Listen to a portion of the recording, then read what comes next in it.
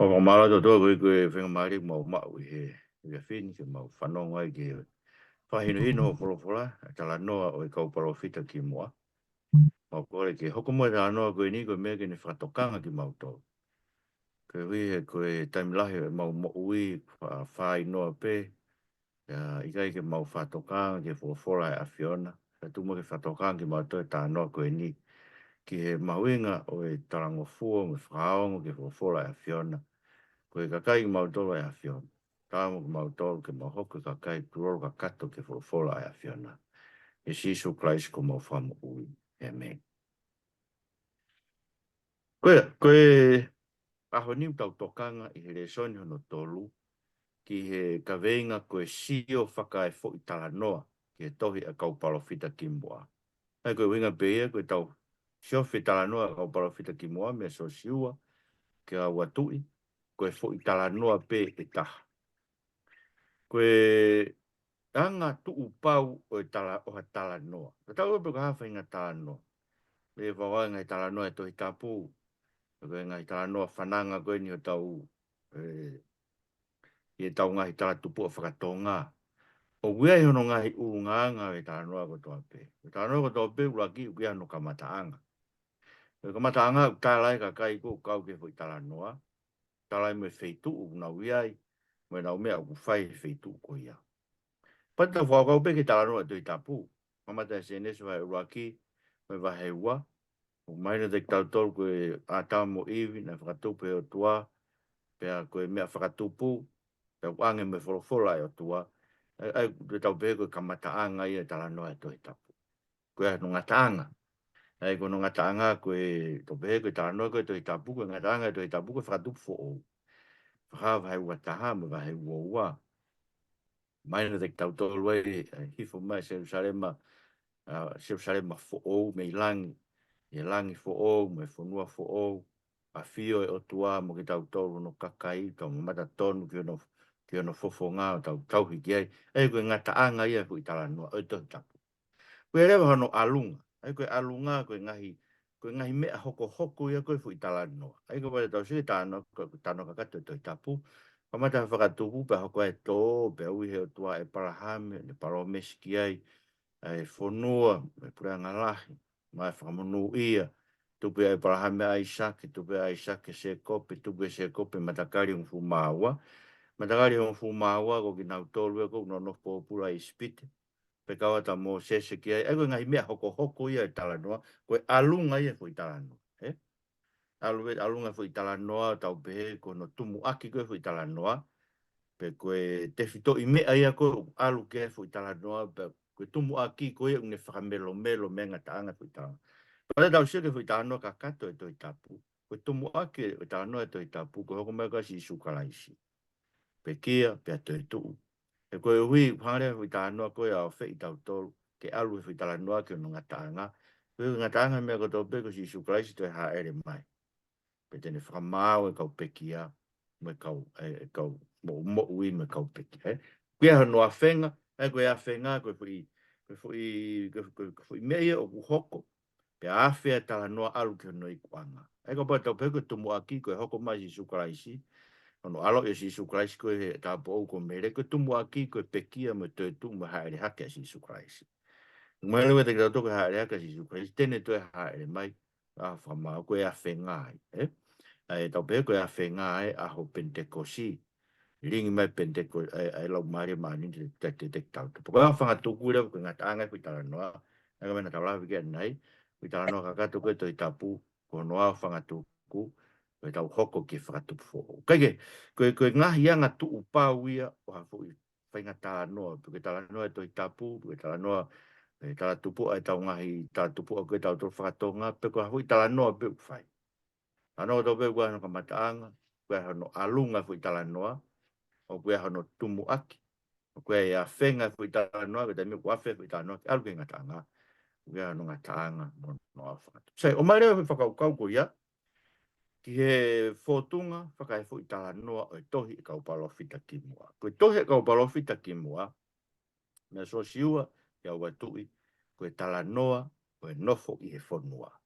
Ena tau rawe koe kia ko osi, tau sia ko nofu i fonua ko talanoa ia ko mata sio siwa o ko ta famau Samuel o Samuel wa tui tau le ke ngata anga wa tui o to turi ki na to me fonua ko we ko na faianga kai ke ko kamata anga ko huat ke fonua sai o anga no lobe ne nai ko kamata anga o vo Italanoa e ka wi loi ai ka kai ko fai ke fu Italanoa ha na me fi tu na wi ai ka na me fai e ko kamata anga ko fu Italanoa ko Kau Palofita Kimu'a ko Sosiwa. Ko kakai ko na hu ke fonua. Ko matala ke te tautura no mi pa vai ta fa ve stolwa ke tolvalu. Ai kakai na ikai ke hu ke fonua. Whanau ko fa matala na si hova ke kai na ikai ke hu ke fonua. Tangi e ku mo ui ha mo hu ke fonua. Ai na ku hiki ai hoku ni ma ke tuku mo no foanga. O ke repi pe ko foha si fune mo Sosiwa ko foha anuni. Ka ho mo tamaiki ai na mo behe e tak po pula ki nau toru. Te u whakahu ki ai. Ke te nau ilo fonua na mo whakafisi ki ai. Ka koe mea ke te mo toru e tō ho mo anga i he toa whani. Pea ko mo whanau e hiki holo o hange ha tauhi sipi e toa whani o whango futa. Pea te nau fuesia ho mo whi au waki. Ka e ua ki osi o singa maari ho mo anga i he toa whani. E whai ki he lau e ngahi aho ho mo wasiasi e fonua. Koe aho e whango fulu, o lau e aho takitaha koe ta. Te mou fua o mou kowi o whango fu ta. Pe te mou ilo kou hanga ke. Kwau si hova kou rea, ko au e te whai e me ani, ki he whakataha kowini kātoa. Aia, ko whakate fua mai ke tuu ke te au. E koe toa whani, te nau osi ai. Pe te nau peki ai. Pe koe tūnga tangata na whikawa tu e mosese ke asi ai whanua. Aia na nau foki o whakatupu e launga, e whakataha ke te ia. He nau whakaongo kovi ai whanua. Io, koe tūnga mea na nau omi ai ngongo kovi ai whanua. Na nau mate whakafoki whaa i he mahaki i he ao o e eki. Ka ko siua koe whoha o nuni, mo ke repi koe whoha o sifune na e mo ui. O ki naua pe i he kakai, na e alu ke asiasi ai whanua. Ko tono tau eki whaketai beki atua. Mo siua koe kakai na ikai ke hu ke whanua. E koe kakai na ikai ke nau tui ki tala ofa koe a tau o tua, e ange mo nau tole funa. Ngā tuku e whoken koe ka wasiasi, nau whoki mo ngongo kovi. Ta koe koe nau talanga, nau tolu koe koe whanua ia, koe whanua kau Iuniti, pia ave tau tolu o tua ke tā mate i he whanua. Na e loto si ia kakai. Pia tupa e nau tangi, nau toke nau toe whoki ki ispite. E koe uhinga ia e whamatala koe ni, koe kakai koe na e huke whanua, koe kakai pena e tui ke whawhola atua. Aia, ko fuka kai koe lau miliona nai hau me ispite. Ko fui toko ua maate pe nai hu ko siua foha nuni mo ke repi foha o sifune. Paka uhingai na huai ke whanua. Ko awe ha nau sio ke whanua na fuakawai ke Abrahame mo Aisake mo se kope. E he kau tangata nai aluhake me ispite. Mea te ia uofu ta uwhai hake. Ko uia ui kai te nau molo mui vae ke te au. Ngata pe ia ke repi ke foha o sifune. Koe haa ke nasi. Mo siua koe foha o nuni, koe uhi. Na ala molo mui vae ki naua i he eiki. Fua tonu tau eiki. Ha whitai ki oto. Aia, koe kakai koe nai hu ke whanua. Ma tuke kamata anga ni fui talanoa koe Kau Palofita Kimu'a. Koe hu ke whanua. Tau ilo koe kakai nai hu ke whanua. Koe kakai nai molo mui vae ki he eiki. Siua be mo ke repi. Mo e tau tangata koe o e whanau e kakai nai ome ispite. Ai mo whanau ke mea ngā lauta nei tau e whaanga furu e nā whanonga i toa whaka awa ke osko to e tau tangata koe ne hau me ispite. Te tau tangata tai tui. Tai tui ke whawhola e tua. E nā mate ko toa he toa wha. Ai mahina te tau toko ka kai kona nā hu ke whanua. Koe ka kai e hange ko siua pe mo ke repi. E molo mui vai ke oto. Koe whanua koe nā hu ki ai. Ai koe talanoa pe whakeni e kamata anga. Koe talanoa koe e Kau Palofita Kimu'a. Koe whanua na nau hu ki ai. Pamtara kia te talanoa mwai taha vesi wa whaa ke hua valu. I longa hapotu e tuai ho mou awhiwae e o mou tolu ia. E mou whai me he toafa kore panoni. Me vai tafe. E vai tafe e whare tesi i o au ke tahi lulunga. E i kai matu ua taha i ho mou ao. Si hova ko mou o tua. Tene tuku mo nge ia mo mana wahe ia, ke funga kotoa e whanua o mo tuku ai. O hange ko ne wholofola ke te mo toru. Wakai ko tuku o mo ao he ahoni ha monu mo ha mala, ko e monu o ka pau te mo tauhi e ngai tūtuni e sihova ko mo otua, aia ko whakatua te ahoni. Pea ko e mala, o ka pau he kai te mo whakaongo, e ngai tūtuni e sihova ko mo otua, ka mo wafe mehi hala, aia ko tūtuni atu e ahoni, o mo mui o tua kehe. Aia na kai te mo ilo. Fo tau e ki whawhetai te tua. Aia mo sui ki e kai. Ko e whanua kana nau huki ai, ko e whanua o e monu ia, mo e mala ia. O e monu ia o ka pau te nau tau he wholofola ai o tua. Tau he kou nā nite ai o tua. Ngahi tu uni ko tau pia si hova ko nau o tua. Ko e mala o ka pau e ikai te nau whakaongo, ki he ngahi wholofola ko tau pia aho nau o tua. Ko nau mea rewa nei huke whanua o whai, e koe amanake ni koe ke nau huke whanua, ka pēr ko hai nau mea nei tūtūni ke nau hu o whai e whanua, tā noa ke te tala no mahe o no vesu anoa ke hua nima. Ka eke ke te koe e whoha a mui o pehe, koe hae ngahi whakamooni, mo ngahi whekau, mo koni stūtone, eia ko tūtūni atu o sihova ko tau o tua. Pete ke toki pehe ki o whoha, na mau nofo koe kau tamai eiki ki a whelo ispite, Pena e whakahau mai ki mautolo e si hova me ispiti ake anima mālohi. Pena e si hova ngai whakailonga, mo mea whakahaufu, ngai mea lalahi mo kovi ki ispiti ki a whelo mono whare kotoa, ka mau sio ki ai. Pena e whakahu mai ki mautolo me ai ko iwi, kene whakahu ki mautolo, kene whaki mai ai whanua na ne whakawa ai ki tau ngai kui. Pena e whakau mai e si hova ke whai ngai whakau ni kotoa, ke apasia ke si hova ko tau o tua maa e tau lelei ai pe. Ko iwi, kene whahafu mo ui ki rau tolu, o hange koia he ahoni. Pea e tu uia ma tau mā oni, o ka pau te tau tokanga ke whai ono kotoa e whekauni, e ao si hova ko tau o tua, o hange koe ne tu tūni mai. O kora tone o tau eiki, ma whetai begi to. Aia, koe mea koe nei amanaki ke nau hu whai he whanua, te nau hu o nofo e whanua, o nau tauhi ai wholofola si hova. E koe eke ni koe nau ngai whohaka te nau tau, koe hae ngai lao koe, e whekau me, whakamooni, koe stūtone, me tūtūni koe ni, paka nau tāri, nga nau nof pōpula ispit, e whakahafi nau tole o tua, pane whakahuki nau toke whanua koe ni, ni whakau ke nau ngai kui, pa koe uhinga anu whakahuki nau toke whanua koe ni, ke nau tauhi, ai ngahi tūtūni ko tope ai o tua. Aia, koe kamata angai e tala noa.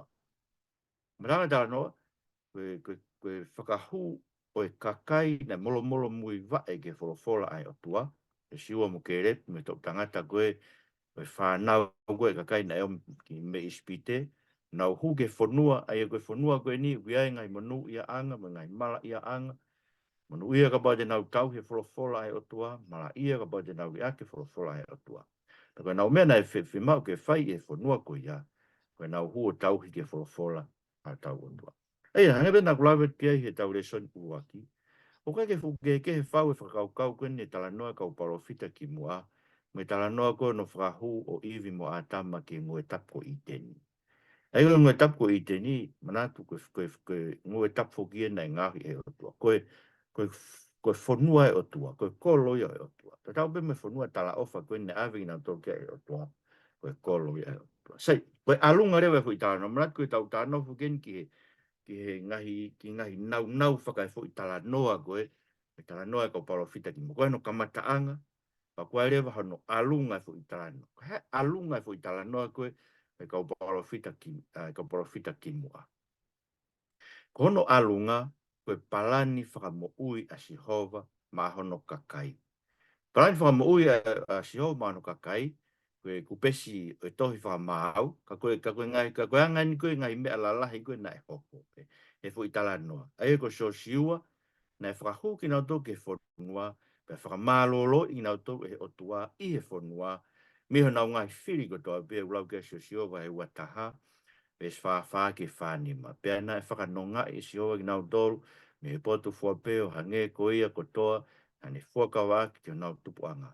Pe na i kai hataha i nau ngai whiri, e tuk i nau ao, na e tuku e siua ki nau nima o nau ngai whiri ko tō pe, na i kai ke tō kere ha momo i mea e taha i ngai rei, e tala o wha ki ha isleri, na e hoko hono kotoa. O hoa tonu tau e ki whawhetai ki toa. Aia, koe alunga e fuitalanoa. Na nau, koe kamataanga, awe ki nau tolu whakahau ke whonua. Koe alunga koe e nau nofu e whonua, koe ni. Ma malolo i nau toa nanga toa o i kuna e whonua, pa ne ange whonua ke te nau tolu, ma malolo i nau tolu ma nau ngai whiri ko toa pe. Kana ta hoka toto ke talanoa koe toi whakamau, o hanga he kakaia whakanga hala e whonua. Mana koe talanoa ni koe, ia whakamau wa he ua ve staha walu ke ua tolu.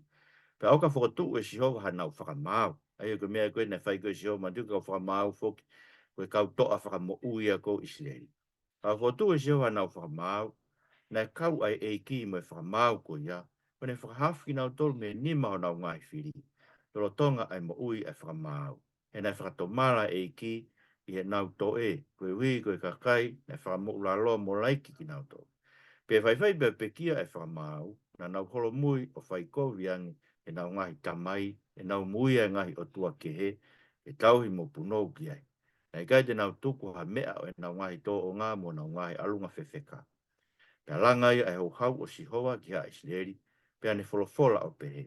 Koe mea i he hiki e pute ngani, me kovinani te nā kutu tuoni, e nau ngahi kui, o i kai te nau whakaongo ki hoku leo. Wau whoki, e i kai te utoi kapusi, a taha me o nau ao, i ngahi pure anga nei tuku e sio siua i ene pekia. Koe via ke usivia ki aha Israeli, pe te nau tauhi pe i kai, ai alunga o Sihova ke fōwai. O hange koe tauhi ki ai e nau ngahi kui. Koia, nei tuku ai pe Sihova ngai preanga koe, o i kai tene kapusi vale. Pea i kai foki tene tukuange ki nau tolu, ki e nima o sio siua. Frofatonu e tau heiki, pa vetai ki tua. Aia, musu ki e, koe toi whakamau tala noa ke seakare anga hala. Seakare anga hala, nau whai anga hala, anga he o tua tuku ki nau tolu, ki nau ngahi whiri, ki whakai hawa ki nau tolu, nau tangi ki he o tua, anga he o tua whekawa te whakamau, hafi ki nau tolu, nau ngahi whiri, nau whoku mai peko ki nau whanua, nau te whai anga hala. Nau te awe ki nau tolu, ko nau ngahi whiri, nau te tangi ka sihova, a te whakamau. Hafi nau tolu, anga hala, nau pehe pehe ai pe, koe seakare anga hala. Eia, koe alunga ni o e tala noa koe e Kau Palofita Kimu'a. Ia nau hu, ke whanua, e whakamālolo i nā tō me o nau ngai whiri ko tō pe. Kana nau whakaanga hala i e whanua i e kōnga kau whakamāo. Ia inga tai, tau rewa ke kōnga koe o Sami Uela, whiri e nau tolu hatui. Ai mu mea befo koe tahaini ngahi anga hala la lahi na nau whai, koe nau ri aki e nau tolu a Sihova, e ko Sihova na e tui ke te nau tolu. Pa koe nau whiri koe e ki nau tolu a hatui ke pure ke te nau tolu, koe nau hanga ia whakasito, ai hanga ia nau ngā riu kawa i pure anga o tua. Nau whamna to ke whotu ha tangata ia ke pure ke te nau tolu, ke nau hanga koe ngai whanua ke. Ai, tana ke alak Samuela vai valu ves whaam koe nima, pea tok whakataha mai kau matoa Israeli, ona wa ki Samuela ki lama, e nau pehe ke te koe ni oku ke motu, pea ko whanau i gai te nau fōu, iho ngahi fōu ngā. Pea ke whotu ha tau tu, e whakamau ki tau tolu hange, e ngahi ka kai ko tōpe, whakatone tau eiki, ka vitai ki o tua. Ko Samuela koe whakaosia e kuonga kau whakamau. Whakamau whakaosia Samuela, koe whakamau koe tangata ko o te niri koe ne mari mo e o whiwhine o kerepi.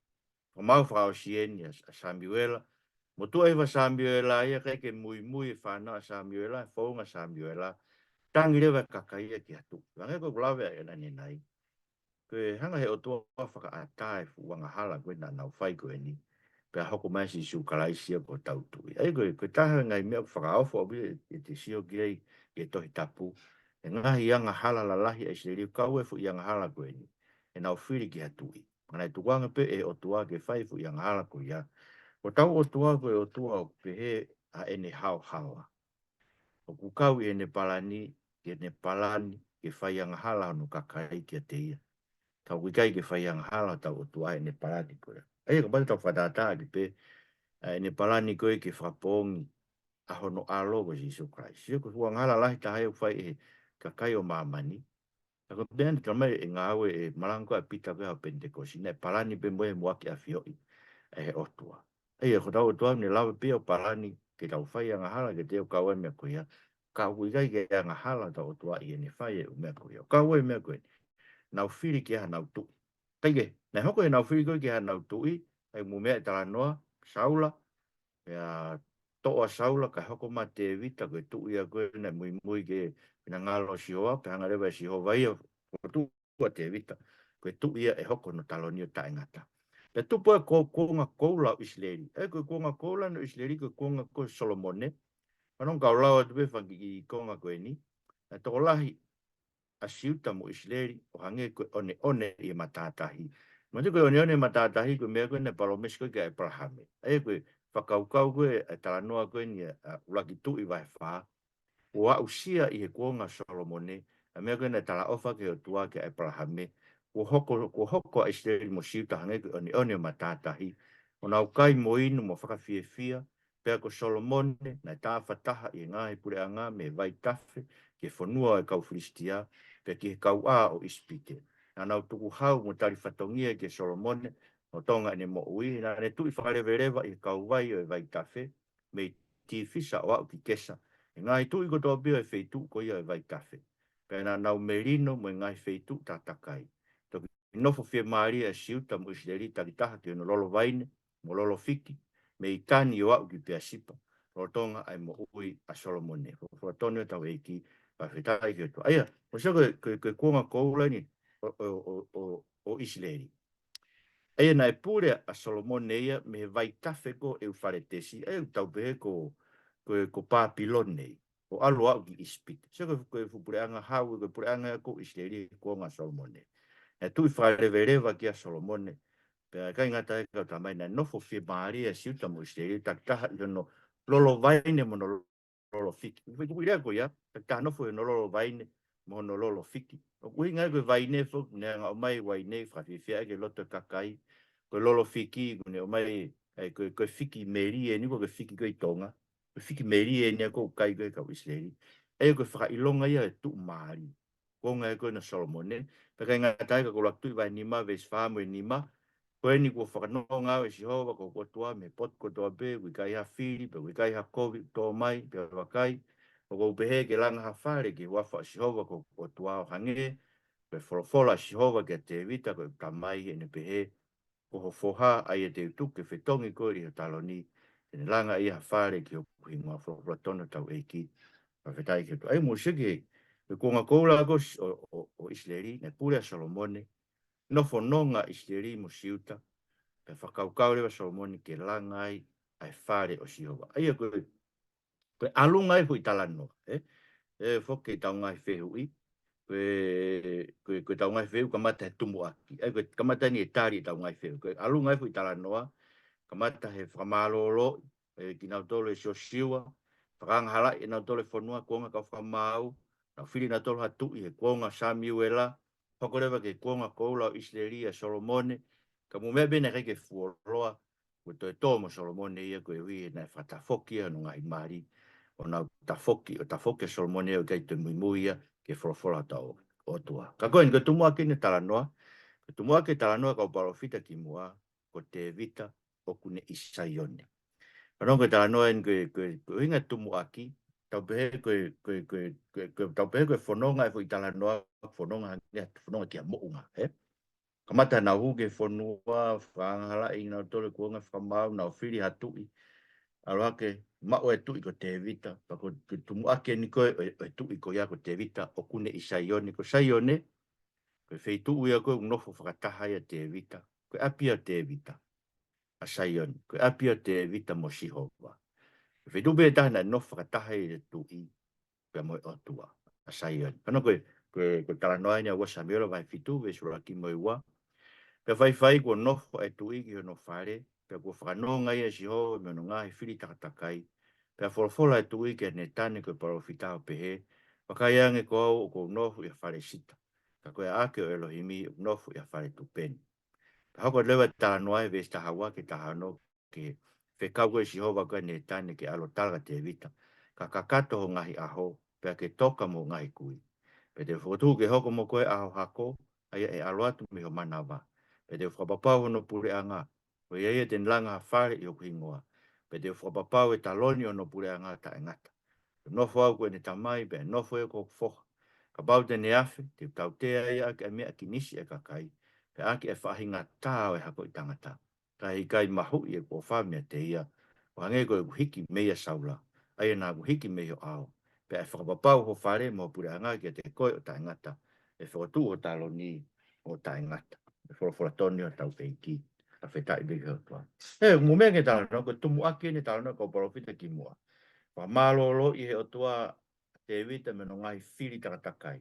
E koe ilea koe kono whamalolo i uinga i kuka ke te hawhi. O se ngai whiri o te vita, malolo rewa te vita ki saione. Pe sio te vita ia me no palasi ki whare tupenu, ai koe te niti. Na i ngauhi ke tuku e a ake o Elohimi. Pa ne whaamu e ke ni langa ha whare ke a whio ai a siho. Ranga rewa siho ki ai koe koe te ke langa. E langa ho hako. Ai koe ke ntalango no foha. Mai no Solomone na ne langa e whare e tempare. Ka koho hako ana tau siake tau tānoa koe he wiko o si. O si isu kalaisia na whakanofo ke talonio te vita. E aha koe na ha ere hake e tohi ngāwe wahewa. O matala koe e pita koe tohi ngāwe. Iringi mai lau mare ma o ni ko ha ere hake e ko si isu kalaisi. O nofo ke talonio te vita. Ai ko talonio te vita. Ko talonio to mata ue tamai.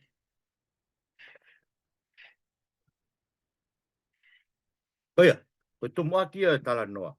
Koe nofo a te vita i saione. Ka mo Sihova. Pea mo tala ofa ai o tua ke te vita. Ko hono hako. Te ni langa e whare ma Sihova. Pea koe taloni koe o hono hako e tu o taingat. Pea koe tapu. Koe hako peo te vita ungo fua ke ni langa te mpare. Hako peo te vita. Te mpare uluaki na langa e Solomone koe fua te vita. Holoki e kau Babilone tau nima valuono ka maa. Nau toe foki mai he foki e whakahe tau nima toluhiwa ka maa. Pure e tui pesia ko kores sailosi. Nau foki mai ko ia, koe hakope o te vita. Moko puna e tui whamui mui koe na ave ke no pōpula. Siana ko selui pepe. Selui pepe riko moko puna e tui ko se kona ia. Se kona ia koe whamatala ke he ngataanga koe tohe Kau Palofita Kimu'a. Koe da relanga e tempare hono ua. Tempare hono ua na e holoke kauloma e tau fitu noa. Paha hoko merewa eiko si sukalaisio ne pehe. Ko tempare ya, ko sino ko tempare te uholoki. O se ahe tolu, ke utoe langa, ko tempare tau kau ke, ko tempare ta ngatai. Eia koe hako pe o te vita. Ko hui ko tala ofa koe na e whai. Koho hako pe, te ne langa ha whare ki hoku hingoa. Eia koe tu e koe tala no koe te tapu. Ko Solomone pe, se lui pe peri, mo Sisu Christ. Ko kaulanga tempare o oto. Mo mantu koe, o tau ngai whare lotu, o tau tuka kwa tempare. Ko ngai whare whakamalu malu uha pe. Ko tempare o tua ko koe mo au. Ko tau tolu e tempare o tua. Ko tempare o tua ko tau tolu te mko whakataha e kakai e. A whio o tua e loto lotonga hono kakai. Eia koe potu topu tapu koe whare lotu ui kai koe ui tāmu a. Ko potu topu tapu whare lotu koe loto lotonga kakai ko loto whae. A whio o tua i he loto lotonga hono kakai. Hange pe koe na hoko i toa wha. Hange pe koe na hoko i taim koe na whaia whakahe ki Babilone. Profola Jehova ia iskeri, e ha ere atuia ki Babilone o nofo koe potu tapu e kakai e nau nofo. Keke, koe tumu ake tala noa. Te evita Saione, tala e hotua ki ai, hono hako tene langa ha whare mo ona, e tu ono talo ni ta ingata. O mea koe mea hoka te tau tolu, ikai koe. Iso Christ, koe ia whawhio he talo ni o te evita me to o matau e tamai. Pea kune langa ki tau tone, folofola koe na e whai koe matiu wa taha no, e staha valu. Te ulanga hapu sia sifunga maka koe ni. O tama he katolika e ko pita e makaka. Tama e pita ia e ula pita wahewa. Koe maka mo uia ko Jesu Christ. Ulanga hake agi tau tolu ki hoko koe whare whalau mahari e. Oko tau otua. Koe tumuake hui tala noa. E tari e ke o whiu ilu aki. Kono hoko. Koe a whenga e hui tala noa. Koe a whenga hui tala noa. E taim koe nai mawaeua e pure anga o te vita. Koe uhi koe nau ta e tauhi. Ke koe nani te. Eko Solomone. O fola tua ke ula tui vai tataha. Vis tataha ke tatolu o pehe. E fola Jehova ke Solomone. Koe mea i ho pehe. Moe i kai te ke tauhi e koe nani. Ngai whekau ko tutuni atu. Te mātua ki hae pure anga me te koe. O atu ki ho tamai o eiku. Kai kai te uwhaia i ho taimi o ou. Koe hui ko tamai ko te vita. Ka te uhae me ho nima o foha. Kai kai te uhae mai hono kotoa e pure anga. e watu matakari e taha ki poha, te ria tamai e ko te vita, pe te ria Jerusalema, aia kōwhi. Ko tonio tau eiki, pa whetai ki o tua. Aia, mo mea whunga tau sege ko si nei tu o ua e ha ai o tua ki a Solomone, o tarangi kai ke tafoki, e kai ke tafoki, hanga no ngahi mari muri, o taki he ia. Pau te ke wholawhore wane o toani pe, ko hiko kai te ke tauhe ko nani te, o ngai whekau ko tūtoni atu, te uhae pure a ngā mea te koe awi ki o tamai eki. Aia na hanga o tua koe a whenga ni fui talanoa, ke alu, kamata rewa ke alu ki hono ngata anga, ki hono ikuanga. Ma vai ua e pure anga te vita. Koe ha hingoa e ongo pure anga koe, na tau lawe peki ai. Ka kono hingoa koe pure anga isleri, koe pure anga e matakari o hongo furu, pure anga e ke tawhaki whakatoke lau. Tau e pate ke whaukau ke mape ko isleri ko toi tapu. Tu whaloloa pe funga me olunga ki lara. Ko olunga tawhaki ke noate, matakari o hongo furu na nau tu wai ki nau toko pure anga isleri. Kono kolo mua ana ko Sameria. Pa kono haa tu i kamata me tu ko Selopoa me Uluaki. Alua ngata ke tu ko Hosea. Tu ko Hosea, ke tu whakamui mui tahai e be whakaauha e o tua e bureanga ko ia, a ke bureanga Asiria he tau fitu o ua kāma. Ai koe ngai mea ke hanga tari a whakoi. Bureanga koe ke toke lau, na ui ko bureanga Isleri, ko mua ko Sameria. Rangi o tua ka Solomone te utuku e bureanga e matakari e taha ko iko te vita. Ane manakpe o tua ka te vita. Tuku rewa siuta. Puranga siuta. Eko yongo puranga Isleri. Me puranga siuta. Puranga siuta kono kolomua Jerusalema. Ai koe hako pia te vita ko siuta. Pei kai ngatai kana iai mo e konga i o Pensimani. Matuko Pensimani foko na otona ana tola saula. Kana eiko kau e haa ia ko ia pe moha siuta. Eko yongo hingoa ia yongo puranga. E tau foke e tau wheui. Ke hanga pio tohi e tari o wheui. Koe veo no wa koe hae a whenga e talanoa Kau Palofita Kimu'a koe mawaeua e pureanga. Koe hae hingoa e on pureanga mawaeua, koe na tau talanoa ki e pureanga Isleri, e te ki he tawhaki whakatoke lau, koe mua ki Asiria, pe mua e pureanga Siuta, e tawhaki whakatonga, koe mua ki Jerusalem. Aia, koe a whenga e fui talanoa. Talanoa koe Kau Palofita Kimu'a. A wherewa talanoa ia, i mawaeua e pureanga, o alu ke no ikuanga. Kono ikuanga, ne roki taki pōpula i a Isleri, i a Siria, e tau fitu o ua kāma. Mantui koe lau tau koe kuanga ki mua o Sisu, o ku lau whakaholomui, ai kula ki fitu o ua ia, pa toki hao ni, kula ki fitu ngeau ia, pa toki ono ngeau, pa nima ngeau, wha ngeau, tolu ngeau, hao ai peo o mai ki alo i o Sisu, pa toki kamatarewa to e lau mai, tau mea o mai ki he wafe wafa, Ango tau iai. Aia na taki pōpula e puranga Isleri. Puranga koe ngai matakari hongo furu ki Asiria, he tau fitu ua kāma. Ika koe tau whehu ia taha koe na taha ngai whehu i, pe na taki pōpula ki whe ia, pe na taki pōpula ane whe. Panongo huinga nko no taki pōpula ki nau tolu, watu iwa taha fitu, pa koe vesi taha tolu ke tolu noa. Kana ina i Jehova Isleri mo siuta whakawhai e Kau Palofita, Kau tonga fish, hene pehe. Foki mai me mo ngai alunga koui, pe mo tauhi ngai tūtūni, mo ngai whekau, o ta tau mai fulao na fotu ke mo ngai kui. Kau tuku atuia ke te mau tolu, e kau tamau e ki, ke Kau Palofita. Kana i kai te nau tokanga, ka nau whakakekewa, nau kia, o hange koe kia, e nau ngai kui. Ai e na i kai te nau tui ke Jehova ko nau otua. Ka nau te kake e ngai whekau, me kou nā ni te nane whai, me nau ngai kui. Ngahi na ina ne whai ke te kinau tau. Pea nau tau piri ki he muna, o nau hoko koe koto muna. Pea nau mui ke ngahi kakai, e takakai ke te kinau tolu. Aia ne kounai e Jehova, ke oa te nau whai taki ke te kinau tau. Pea nau riake ngai tūtuni e Jehova ko nau o toa, nau ngau he nau i misi. Ko e ongo kafi, na nau ngau hi ha a sela. Pea nau hū ke hoste ko toa o langi, pe nau lotu ki a peari, pe nau tuku e nau whanau tangata, mo whanau whewhine, ke asi i he a whi, mo nau whai mea tonga fisi, mo talo kou, iyo, na nau whakatau ri aki ki nau tolu ke whai ai mea, na tau kou ke whinangalo o Jehova, ke whakatupu e ne hou hau, ko e na ita au pito ai eiki ki Isleri, o ne awe ki nau tolu me hono ao, o toi pea e matakari o siuta mate. O siuta fok, na i kai te nau tauhi ngai tūtuni e Jehova ko nau o tua, ka nau fou i he ngahi anga na whai Isleri. Ko e na te kaki e Jehova ai hako ko toa Isleri, o ne whakatō ki lalo i ki nau tolu mo tuku ke nima o kau vete. O a ua ke nau osi mi hono ao. E whai pe ave e Jehova Israeli mi hono ao. O ange koe wholofola na ne whakawhai e kau se wānit koe koe haa palofita. Koe e nei taki po pula ha Israeli mi hono kere kere to tonu ki Asiria pe a talu ai pe. Whawhatonia tau e ki paketai i otua. Ai koe taki po pula e pure anga koe i e toke lau. Mandu koe a whenga whoke mi tala nona tau lau e gai. Tala noa koe so siwa ka ua tui. Kono tumu aki ko te evita i saione. Kono a whenga.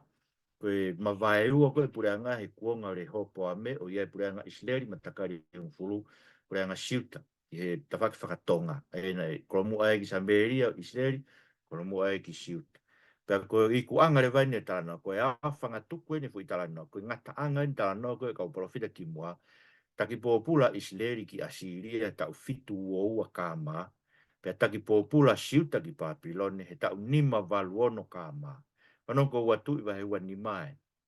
Pea puke e eiki e kaate se laia koe to'o mua e kau taula eiki.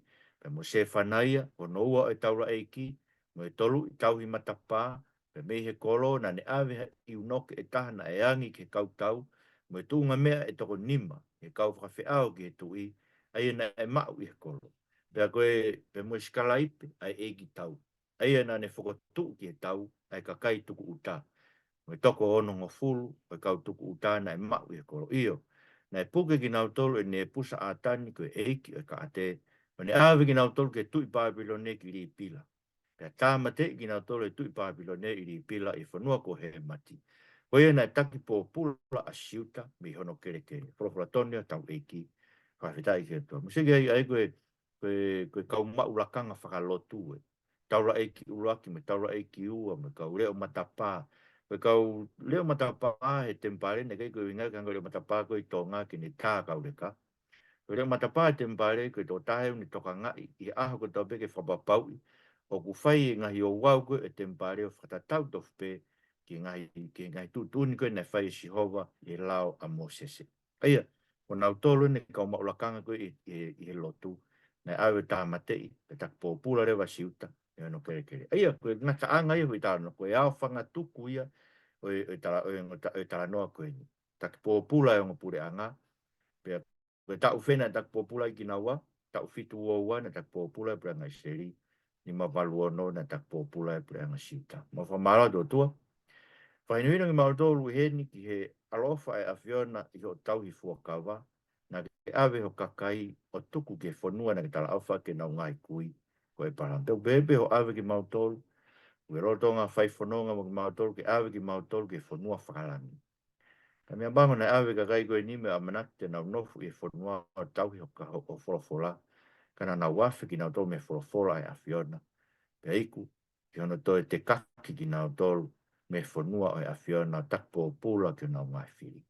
E tua mau koe, alofa me mo te ki mautolu, vai mau moi ki maoka ka kai, talango fua mo whakaonge o wholofola. Koe i ona mau hange ko ka kai koe ni o te kaki ki nau tolu me whanua e awhiona. Ka ki toko ni mai eiki. E Siso Christ ko mau whamu ui. Amen. Amen. Amen. Malo